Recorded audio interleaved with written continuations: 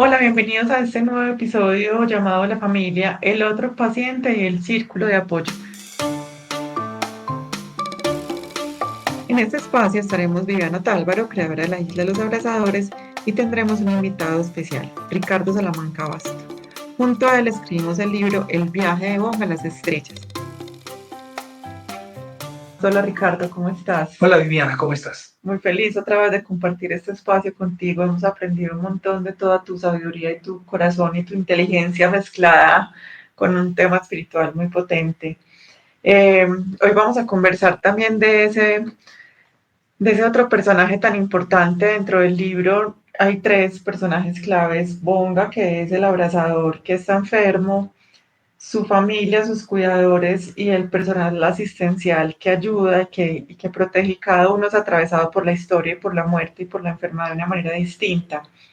Hablemos de la familia, cómo ese otro personaje también hay que o apoyarlo o acompañarlo o hace parte del mismo proceso del paciente, y cómo ustedes en hospice lo abordan y también como que establecen todos esos temas que hemos tocado, porque también hay otro tipo de sufrimiento, otro tipo de dolor, otro tipo de conversaciones, y es tener esa muerte cerca, aunque no sea la de uno.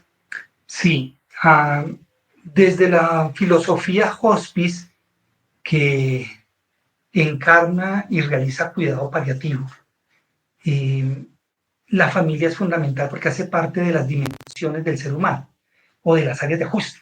Digamos que un ser humano, si lo viéramos como una torta que está dividida, ¿cierto?, en trozos, cada trozo es un área de ajuste, es un espacio vital que en totalidad habla de la vida del ser humano. Entonces, tenemos el área familiar, el área de salud, económica, de filosofía de vida, de afectividad, sexualidad, de ocio, de amistades, etc.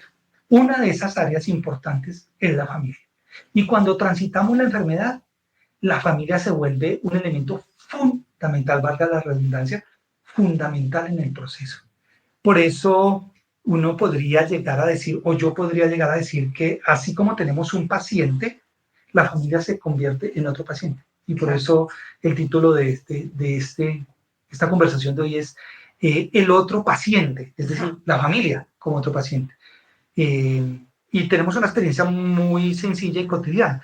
Cuando nos machucamos nosotros un dedo de la mano, nos limita el resto de la mano, ¿cierto? Y sí, solo me lastimé un dedo de la mano, pero afecta a toda la mano. Pues cuando hay un miembro de la familia que está enferma, toda la familia termina enferma, porque la dinámica familiar cambia. Entonces, mira que mientras estamos sanos, o por lo menos sin enfermedad, nuestro día se divide alrededor del desayuno, del almuerzo y de la cena. Cuando tenemos un familiar enfermo, nuestra dinámica gira en torno a los medicamentos, al horario de los medicamentos del otro. Entonces es primero el medicamento, después mi almuerzo, primero su almuerzo, después el mío, y todo se trastoca alrededor. Y eso implica también que si el paciente está bien o está pasando por un buen momento, la familia pasa por un buen momento. Pero si el paciente presenta una crisis, está pasando un mal momento por los síntomas, la familia pasa un mal momento. Si el paciente presenta dolor continuo en la noche, los familiares tienen una noche de sueño discontinuo, con interrupciones, ¿cierto?, que se va a notar al día siguiente, por ejemplo, tanto en el paciente como en la familia. Entonces tenemos que decir que la familia es parte central del cuidado paliativo, porque sufre, acompaña, pero también necesita apoyo. Nos va a decir a nosotros Siri Sander, ¿cierto? Porque es otro involucrado allí. El impacto de la enfermedad no es solo para el paciente que lo lleva en su cuerpo, sino en lo relacional con la familia como tal. Además, me imagino que también o fortalece o fragiliza al paciente, pues puede ser que hayan familias que no sean tan, o desde la compañía o desde la tragedia y el procesamiento de la enfermedad, como la posibilidad de tener conversaciones y de trascender. ¿Cómo medían ustedes ese pro y contra o ese apoyo que a veces tal vez no sea tan fácil de llevar? Sí, primero, cada familia es tan única y tiene una huella relacional tan particular que de esa manera se acompaña la misma enfermedad como tal. Eso significa que hay familias mucho más cercanas, amalgamadas, demasiado fusionadas o muy distantes, que al transitar por este proceso, inevitablemente van a pasar por tensiones. Entonces, no hay una familia perfecta. ¿Listo? Entonces todas las familias pasan por un tema de crisis, por un tema de tensión, vinculado, y esto es importante, a la toma de decisiones que tiene que vivir tanto el paciente como ellos mismos. Es decir, la familia, dependiendo de la historia de cada uno de sus miembros, en un primer momento estarán de acuerdo, voy a poner un ejemplo, al tratamiento, a la quimioterapia, a la radioterapia, o a la nefrostomía, o al procedimiento X, ¿cierto? Clínico. Y otros que consideran que no debiera hacerse. Ya ahí hay una división, hay una tensión. Voy a hacer otro paréntesis, como te das cuenta, yo hablo de muchos paréntesis, y es respecto de, en toda familia, la dinámica relacional trae consigo conflicto o tensión. Y no es malo, es propio de las relaciones. ¿Y en qué se centra o cuál es la base o el eje de esa tensión o de ese conflicto? En la disparidad de interpretación, en la disparidad de la comprensión de la información. Es decir, en esencia un conflicto son las miradas divergentes, distintas o opuestas sobre un fenómeno. Ahí es donde está la tensión, no está en otro lado. Lo que para ti es bueno, para mí es malo, lo que para mí es malo, para ti es bueno, por decir algo de manera general. Entonces habrán familiares que están de acuerdo con un procedimiento y otros que no. Ahora bien, esa dinámica no es estática, valga la palabra, dinámica. Es decir, que yo pueda haber estado en contra en un primer momento, pero a medida que voy viendo la evolución de la enfermedad, los síntomas, la limitación, la pérdida de autonomía, etcétera, yo ya cambio de parecer y yo digo, tal vez no deberíamos hacerlo, tal vez deberíamos respetarlo. Y quien empezó diciendo que había que respetarlo, en ese mismo proceso puede cambiar de posición y decir, ¿sabes qué? No, aquí tenemos que hacerlo incluso en contra tuya, porque estamos luchando por la vida, claro, etc. Entonces, no son estáticas, son dinámicas, fluctúan, pero no es porque esté mal, es porque es propio de todo este ajuste que está viviendo la enfermedad respecto de la enfermedad de su ser querido. Entonces, la familia se convierte en otro paciente que hay que escuchar, que hay que acompañar, que hay que validar, que hay que ajustar. Por ejemplo, nosotros tenemos algunas acciones en el hospice que se llaman tiempos de descarga, es decir, sobre todo en casa, ya lo miraremos más adelante, y es que cuando el paciente requiere mucho cuidado y hay pocos cuidadores, los cuidadores terminan sobrecargándose. Uy, sí. No comen, no duermen, se aíslan de su sistema social, abandonan incluso, por ejemplo, sus procesos médicos o de tratamiento por quedarse cuidando al otro, incluso pueden distanciarse de sus relaciones de pareja o de familia. Claro, abandonar su vida. Y incluso como paciente, me imagino que uno también piensa como, no quiero hacerle mal a mi familia, o él está perdiendo su vida por cuidarme, ya pues será la culpa o la preocupación por el otro, entendiendo que también, o yo no me quiero morir porque él va a estar triste.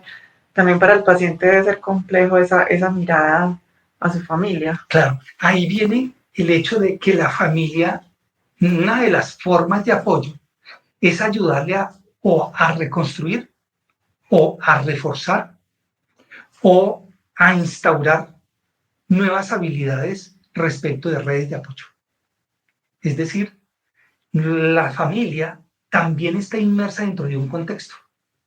Familia extensa, claro, amigos, instituciones, por ejemplo, ahí el papel de los trabajadores sociales es riquísimo y de un gran valor, porque ellos se vuelven medio, ellos se vuelven canales, puentes importantes con instituciones o grupos de apoyo. Ahí, por ejemplo, si traemos a Bonga en el cuento, aparecen los voluntarios. Sí, Esa es la razón de ser los voluntarios, ¿cierto? Que acompañan, que se vuelven manos, piel, que se vuelven piernas, ¿cierto? ¿En apoyo a quién? A la familia y al paciente, por supuesto.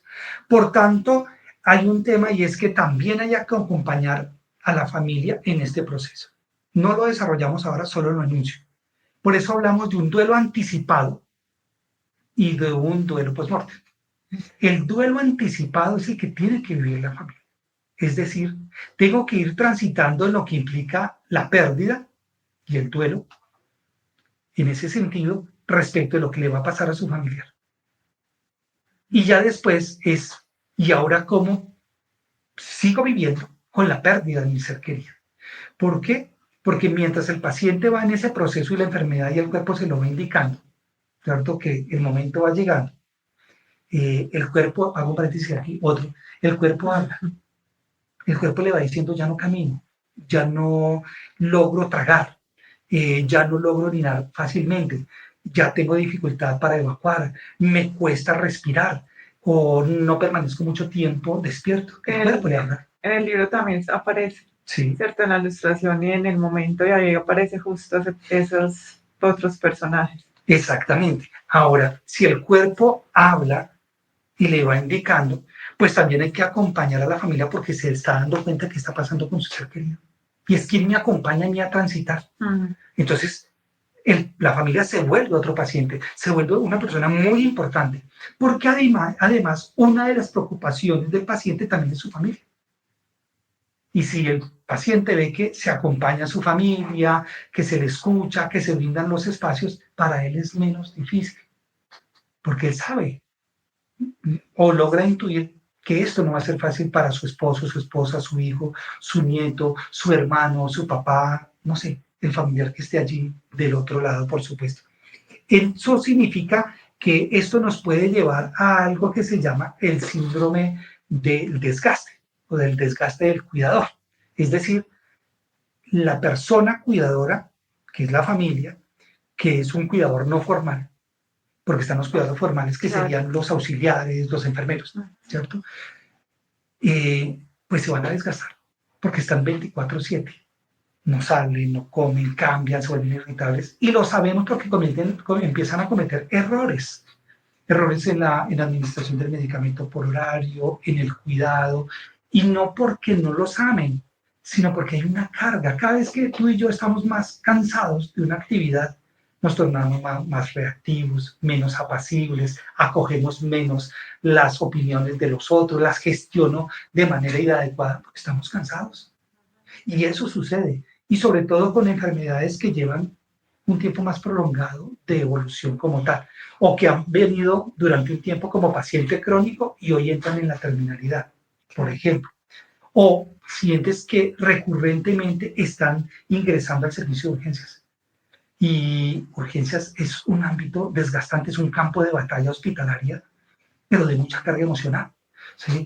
Normalmente las urgencias son cubículos que los dividen cortinas, por ejemplo. Luz todo el tiempo, sonido, las bombas, sí, entran, salen.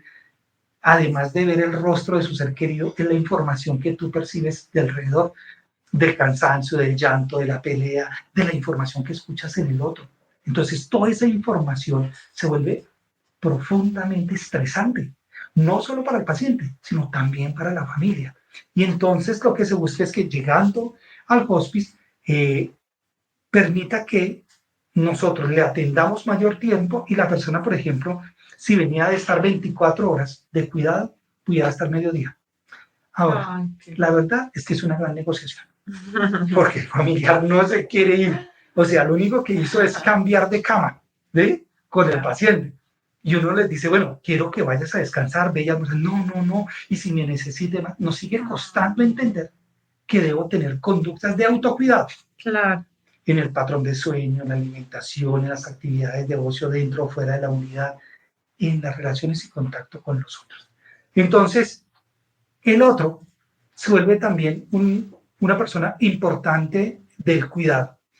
Aquí hay algo que yo les digo normalmente a las familias y es, no por estar más tiempo al lado de mi ser querido lo cuido mejor. y no por ir y descansar, bañarme o almorzar, lo estoy abandonando. Claro, qué importante eso. Ahí hay una cosa que yo digo lo siguiente, pero no nos vamos a entrar en eso duro, y es sobre la carga.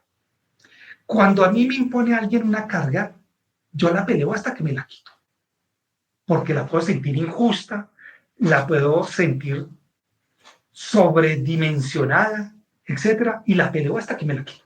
Uh-huh. El asunto es que esa no es la carga que más pesa. ¿Sabes, Viviana? ¿Cuál es? La carga que más pesa es la que tú te impones. Uh-huh. Porque tú ni siquiera las cuestionas. Claro, las veo a veces. Nada. Pero ¿cómo lo sabemos? Por tus verbalizaciones. Porque una forma de conocer el mundo interior del otro es a través de su palabra.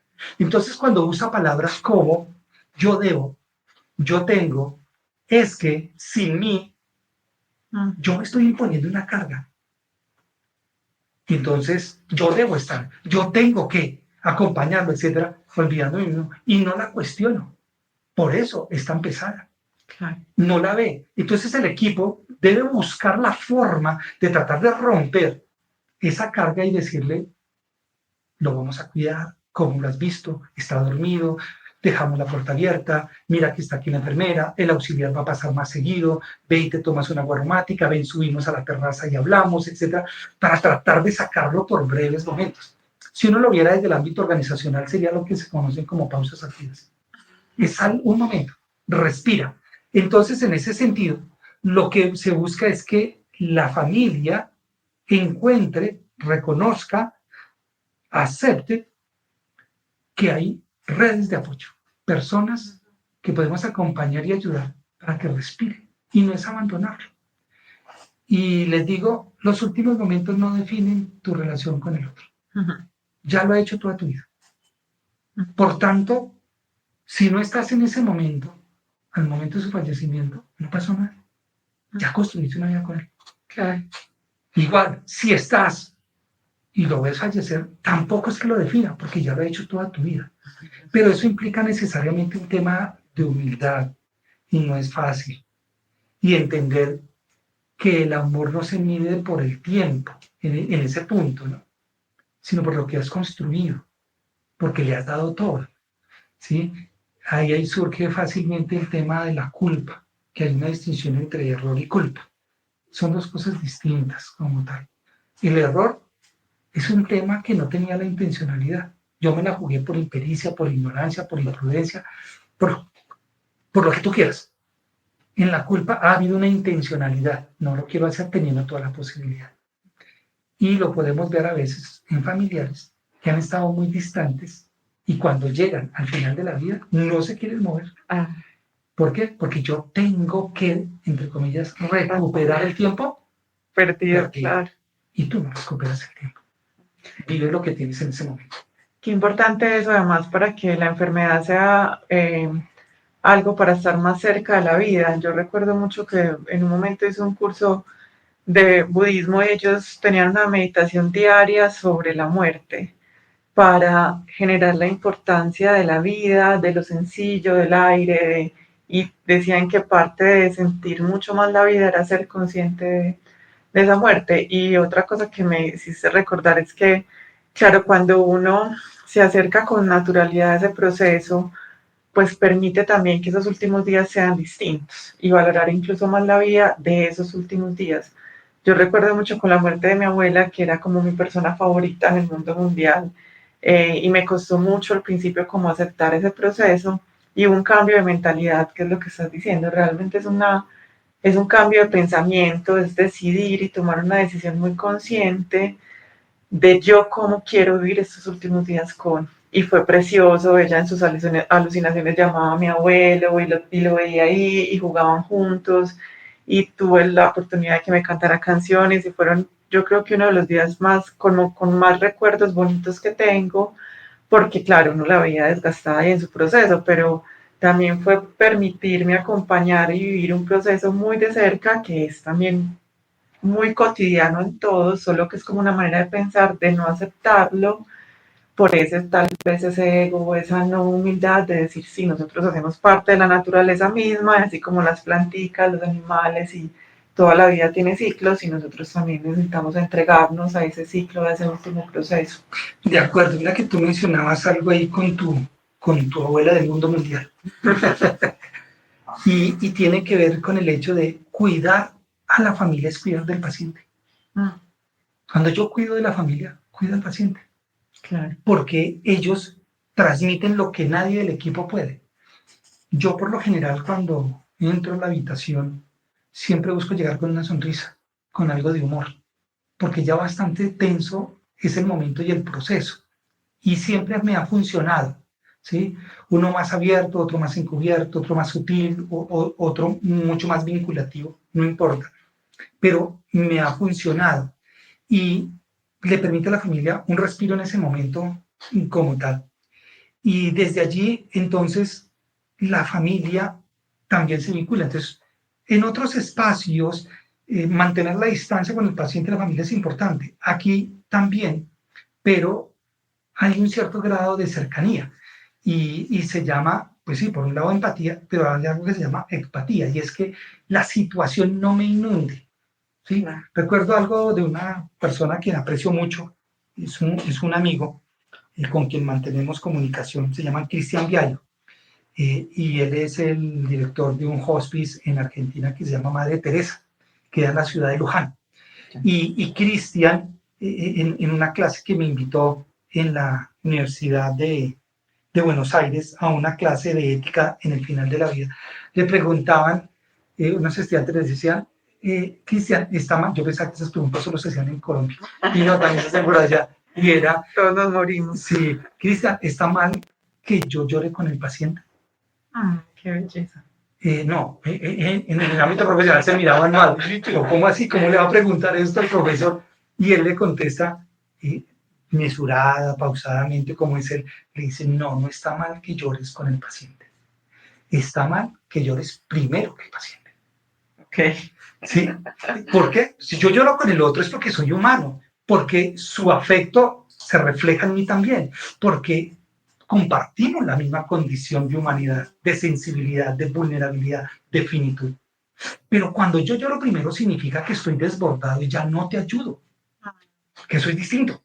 Entonces, la empatía es esa capacidad de distanciarse un poco, sin alejarse, porque lo otro me puede inundar, porque le podrían preguntar, ¿y cómo hacer para cuidarse uno como profesional? Debemos cultivar nuestra espiritualidad. Y cuando habla de espiritualidad no está hablando de religiosidad. Creo que ya lo mencionamos en uno de los primeros capítulos, pero lo miraremos mucho más adelante en otro.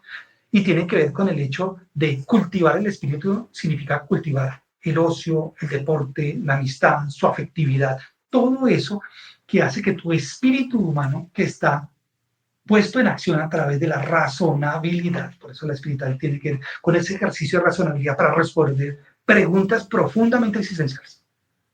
Entonces, cuando tú sales de la unidad, cuando tú tienes momentos de descanso, dedícate a lo tuyo, con tu habilidad en la música, en la pintura, en el deporte, con tu familia, en tu afectividad, en tus momentos de profundo silencio, todo eso es cultivar. ¿Para qué? Para que no llores primero que el paciente. Ahora bien, con la familia nos vinculamos y es inevitable. Hay familias que nos tocan a nosotros por su sinergia y su cercanía, otras por su tensión, por supuesto, y no estamos ajenos a que pues los pensemos incluso saliendo después de la unidad como tal. Entonces, en ese sentido, también el acompañar a la familia significa que lo debemos hacer de una manera también donde nosotros nos cuidemos en un momento determinado. Parte de una historia decía un paciente, paciente no, la esposa, el esposo de una paciente, nos decía en un momento determinado, yo les agradezco mucho porque ustedes cuidaron también de mi esposa como de mí. Ay, qué belleza. Entonces yo, por ejemplo, en mi consultorio tengo el café, a mí yo soy un hincha furibundo del café, entonces, pero no tengo la greca especial ni nada de ese asunto. Tengo el que es instantáneo. Entonces yo les digo a ellos mucho, es una forma de vincularme, de romper el hielo, de mantener conversaciones mucho más ligeras, con un sentido clínico y terapéutico, por supuesto, y es, ven, te voy a invitar a un café.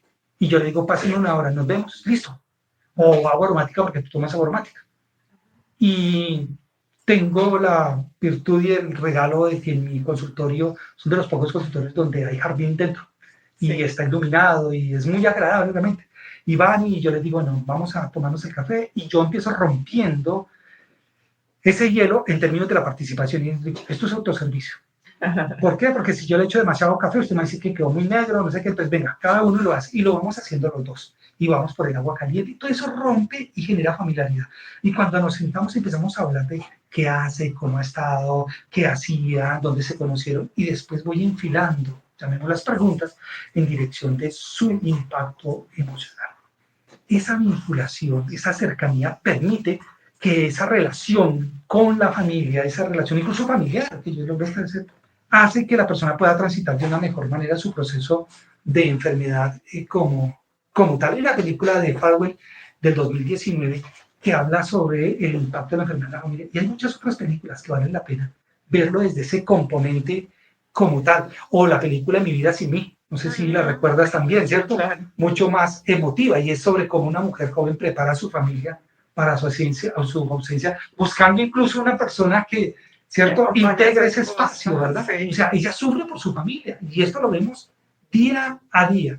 Y terminaría diciendo algo, y es, a mí me gusta la escultura, y hay una obra que me parece bellísima, y por supuesto muy conocida, que es La Piedad de Miguel Ángel. Ay, sí, qué ¿Cierto?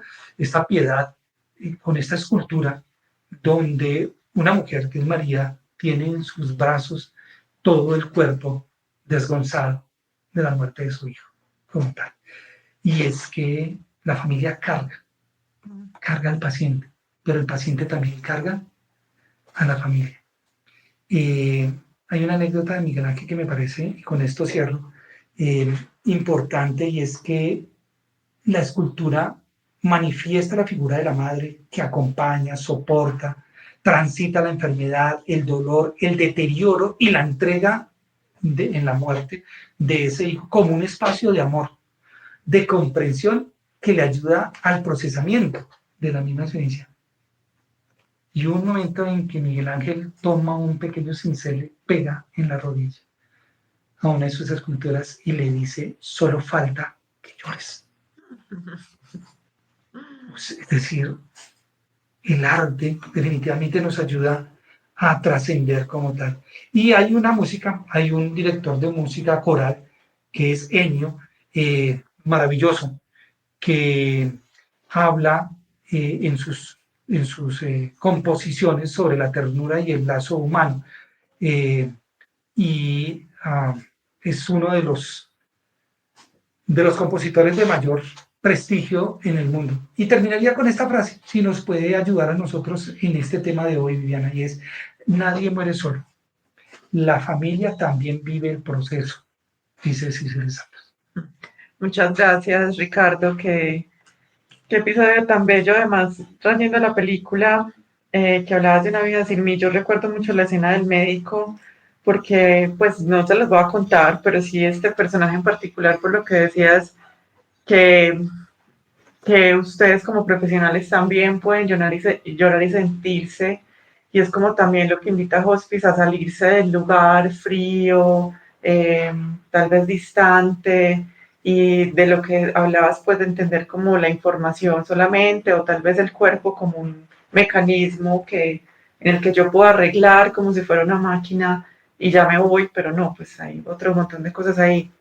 En esa película el médico al principio pues distante a su manera, tratando de tener una conversación cálida, la saca al consultorio y le dice, yo no puedo mirar a los ojos. Ella le pregunta como por su distancia y él dice, yo no soy capaz de mirar a mis pacientes a los ojos, y la transformación del médico, que es muy sutil, son 2 o 3 escenas y no es pues como un personaje principal ni nada, pero es muy bella porque ella al tratar de dejar a su familia pues algunas cosas arregladas e incluso videos y demás, el médico se convierte en un puente para que la familia tenga un alivio no solamente desde el cuerpo de ella y que ella no tenga dolor ni nada, sino después de su muerte el médico apoya también a su familia y al final pues hay una transformación también desde ese lugar. Entonces tal vez me parecería rico también cerrar algunos consejos o recomendaciones de tal vez algunos profesionales que no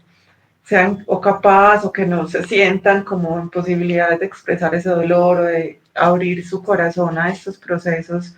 ¿Qué puedes decirle tú a esos profesionales que por su capacidad de servicio, pues uno no cree que escoja la medicina o estos o cuidados paliativos por nada? Pues no creo que se sumen a esa rama de la medicina también un poco tan dura. Eh, por nada de tener uno algo en su corazón así parezca muy distante o muy frío. ¿Qué le podrías decir para cerrar también?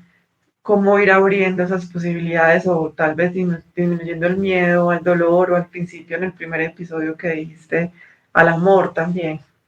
Bueno, lo desarrollaremos con mayor profundidad en un episodio más adelante que está allí, pero voy a dar algún elemento aquí. Lo primero es, para todos los seres humanos es difícil enfrentarnos a la finitud y enfrentarnos al hecho de que no tenemos control realmente sobre las cosas. Por eso la medicina no es una profesión de resultados, sino de fines, de proceso. Okay. Porque si fuera de resultados, pues significa que alguien que no se cure, lo único que evidencia es que la medicina no sirve para nada. Y no es cierto. No. Porque sobre la muerte no tenemos control. Sí. ¿Cierto? Así sea una caja de Pandora que se ha querido abrir como lo han mostrado, lo evidencia la bioética como tal.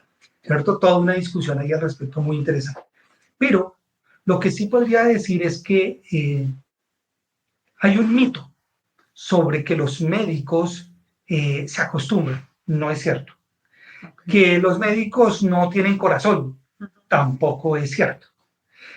Más bien a los médicos, como a cualquier otra persona, les cuesta poder reconocer, identificar y expresar sus emociones y en esa misma dirección identificar, reconocer y acoger las emociones de los otros. ¿Sí? Mira que es que vamos en la misma línea, unos y otros. Así como para algunos profesionales, el ver un procedimiento quirúrgico, ver la sangre, tocar los cuerpos, puede resultar demasiado difícil.